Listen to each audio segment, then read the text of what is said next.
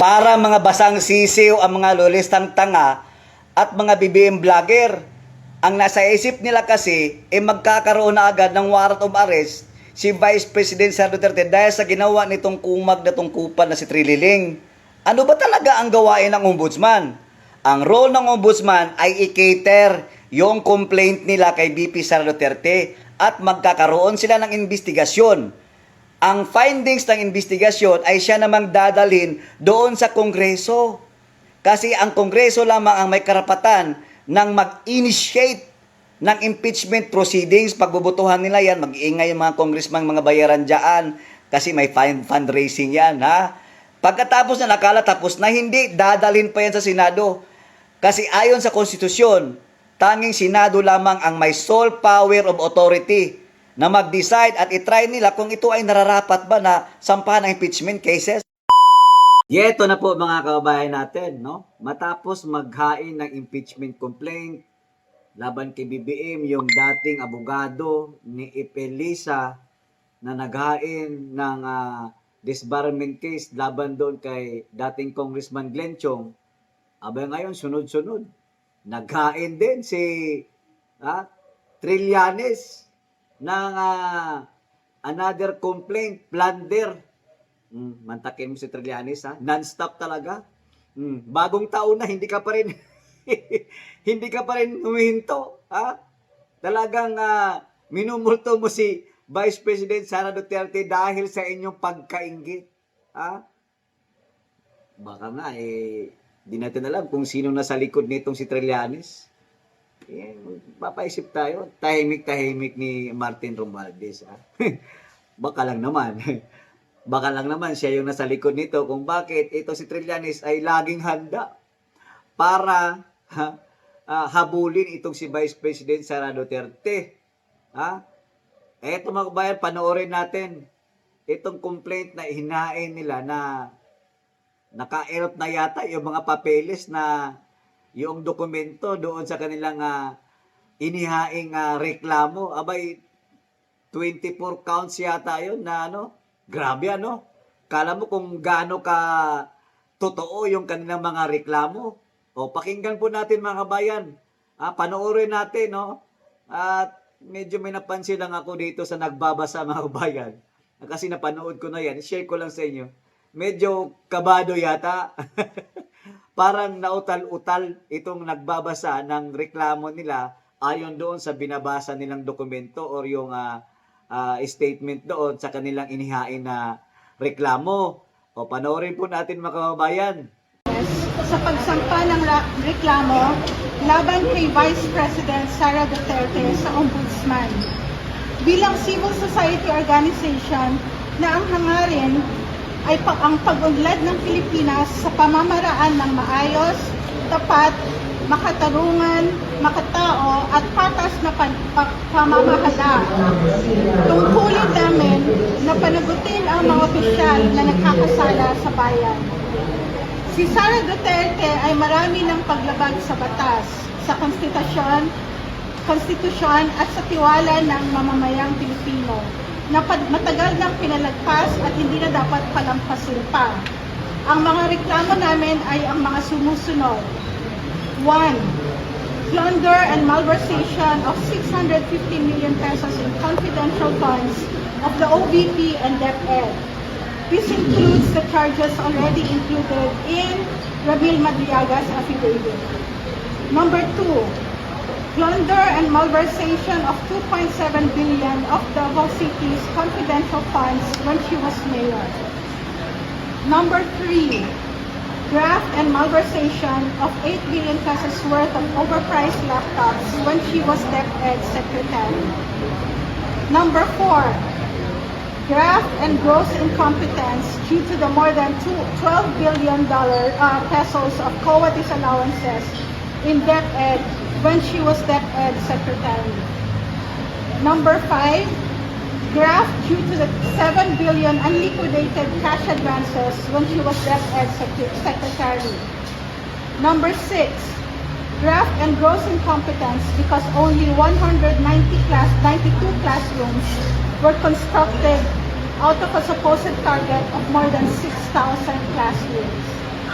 Number 7, ill-gotten wealth and non-declaration in her salon of more than 2 billion pesos of deposits and other assets.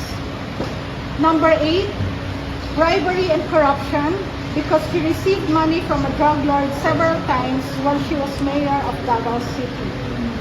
Number 9, unfit to hold public office and betrayal of public trust due to the 2 incidents of public meltdowns while threatening to kill President Marcos. Ang kadalasang depensa ng mga taga-suporta ni VP Support Duterte ay na yung 650 million confidential funds na kini-question sa kanya ay barya lang kumpara sa mga nakuha sa mga maaaring flood control projects. Pinapakita ng complaint na ito na una, ang kabuuang halaga ng mga nilimas o niwaldas ni Sara Duterte ay maihahanay sa mga pinakamalaking flood control scandal. Kaya karapat-dapat na bigyan ito ng parehong pagsusuri. Pangalawa, na ang paglustay ni Inday ay pattern of behavior mula pa nung Vice Mayor siya ng Davao City na nadala niya sa pagiging Vice Presidente. Pag-uugali na nakakabahala sa pagpapatuloy niya sa kanyang posisyon bilang pangalawang pinakamataas na opisyal ng bansa. Maraming salamat po. O, di ba? Halatang halata, nerbiyoso yung nagbabasa. Ma'am, masyado kang nerbiyosa, ma'am. Ganun talaga siguro pag alam mo yung mali yung ginagawa ninyo, no? Nakikita natin na parang, parang ano ka ba? Parang lagi ka yatang umiinom ng kape, tigil mo na yan. Pero mga kabayan, itong nangyari ngayon na pagkain ng kaso ni Trillanes, abay, parang nagbunyi itong mga aliporis na mga lolistang tanga, itong mga BBM vlogger nila. Rinig ko doon sa live stream, noong kasalukuyang inihain yung reklamo nila, may nagla-live doon sa grupo ng mga bayarang vlogger. Ang sabi mga bayan, warrant of arrest na daw. Ha? Paano maging warrant of arrest? Ito, sasabihin ko sa inyo. Ayan, i-search natin. Ayan, i-google natin kung ano ba yung totoo. Ayon dito, mga bayan, sa Google, kung mayroon ba talagang kakayahan na mag-impeach o mag-warrant of arrest agad itong ombudsman. Basahin natin. Ang sabi dito, no, the ombudsman cannot directly impeach or remove a vice president because the VP is an impeachable officer. But the ombudsman investigates complaints and submits findings to the House of Representatives. Gano'n naman pala Walang rekta na mag-warrant of arrest agad or automatic na nakasuhan nyo or i-impeach ninyo si Vice President Sara Duterte. Klaro-klaro. I-submit pa sa House of Representatives yung findings base dyan sa reklamo ninyo, which has the exclusive power to initiate. House of Representatives, which has the exclusive power to initiate impeachment proceedings, with the Senate holding the trial. The Ombudsman's role is limited to fact-finding, preparing evidence for potential impeachment complaints and filing cases only after the official leaves office, as they lack the authority to prosecute sitting impeachable officials. Wala kayong kakayahan, Ang House, ang Congress lang ang may kakayahan mag-initiate, para mag-proceed yung impeachment nila na complaint. Ayon sa proseso, complaint received, the Office of the Ombudsman can receive complaints against sitting VP like those for corruption or betrayal of public trust. The Ombudsman conduct a fact-finding of preliminary. Kita natin mga kabayan, ito'y patutuhanan lamang na walang rekta na may kakayahan ang ombudsman para i-impeach si VP Sara Duterte. Dadaan pa yan, maraming proseso. Kaya nga nag-file si Trillanes kasi napag-usapan nila siyempre, kasamahan nila yung si Boyeng Rimulya. Alam naman natin galit na galit at inggit na inggit niya sa mga Duterte. Oh. Yung reklamo nila, syempre, iimbestigahan niya ng ombudsman. After na imbestigahan ng ombudsman, no, yung findings noon, dadalhin na naman sa House of Representatives. Mahabang proseso yan kasi, alam nyo, hindi pa natin alam kasi marami na po dyan, ngayon sa House of Representatives, ang mga bagong upo, marami na rin po napalitan. No? Kung iisipin natin, malapit na po yung eleksyon.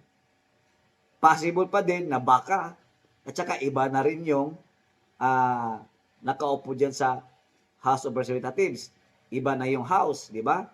So, malamang sa lamang, pwede pang magkarambula dyan ang mga congressman. Depende na lang sa mga bayaran pang ibang mga congressman dyan.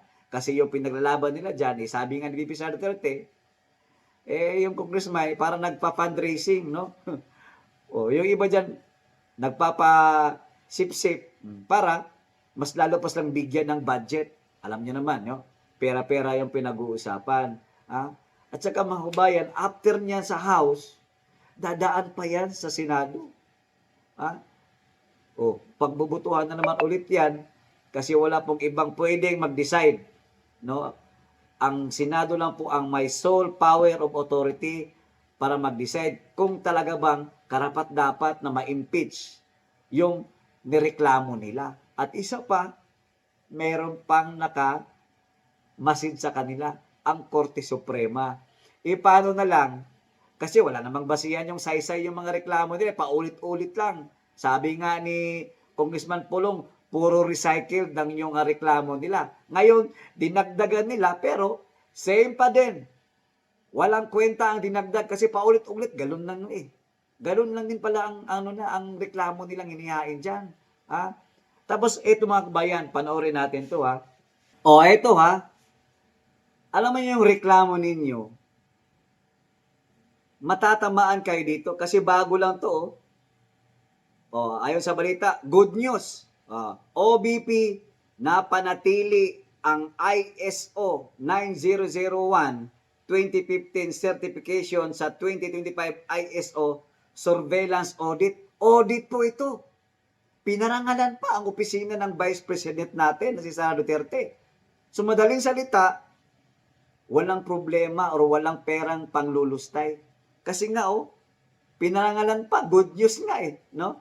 Talagang napanatili ng OBP na talagang walang problema sa kanilang opisina in terms of audit findings.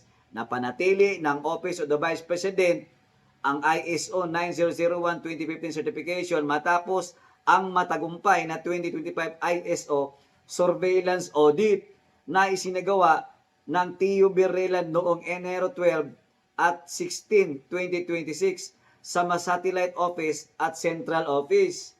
Ang positibong resulta ay bunga ng maayos na paghahanda at koordinasyon ng quality management team at patunay ng patuloy na dedikasyon ng OVP sa pagbibigay ng dekalidad at mahusay na serbisyong pampubliko. Tapos nasaan na yung mga sinasabi ninyong may panglulustay, yung pinagalaban ninyong confidential funds, kung ano-anong paninira ninyo, kesyo mayroon daw anomalya si Sara Duterte sa Davao City. Nung mayor pa? Kita nyo kung anong nangyari sa Davao ngayon? Walang utang ang Davao, so ibig sabihin, maayos ang pamamahala. Kapos kayo, wala kayong ibang ginagawa, dahil sa sobrang yung pagkaingit kay Sara Duterte, binibira ninyo. Patunay lamang na gusto nyong mawala si Sara Duterte para hindi na makapagtakbo. Balita ko nga mga kababayan ito posible talaga magkakatotoo to, no? Kasi unang-una, wala na po sa office, no? Wala na sa office itong si former House Speaker Martin Romualdez. Malamang, baka nga itong ginagawa nila ay isang paraan o taktika, no, na para wala na silang kalaban na talagang malakas gaya ni Sara Duterte. Kasi hindi rin natin alam na baka nga biglang tatakbo to bagang pangulo itong si Martin Romualdez. Ambisyoso yan Kaya gusto nilang mawala yan para sila-sila na lang maglaban. Yung sa mga Dilawan, Martin Romualdez, at kung sino pang mga nag-aambisyon na tumakbo presidente. Pero wag ka, kasi kahit anong file niyo na kaso dyan, reklamo, o ano man yung hinahain nyo dyan, niluluto, alam na ng taong bayan. Kasi matagal na kaming sabik na mabago ang bansang Pilipinas, lalong-lalo na sa sistema ngayon, sa nangyayaring korupsyon, hindi na safe ang Pilipinas, yun ang totoo. Pati ang mga kabataan, mga babae, ang daming nagagahasa, ang daming patayan, lantaran sa social media na para bang wala tayong peace and order na umiiral. Ha?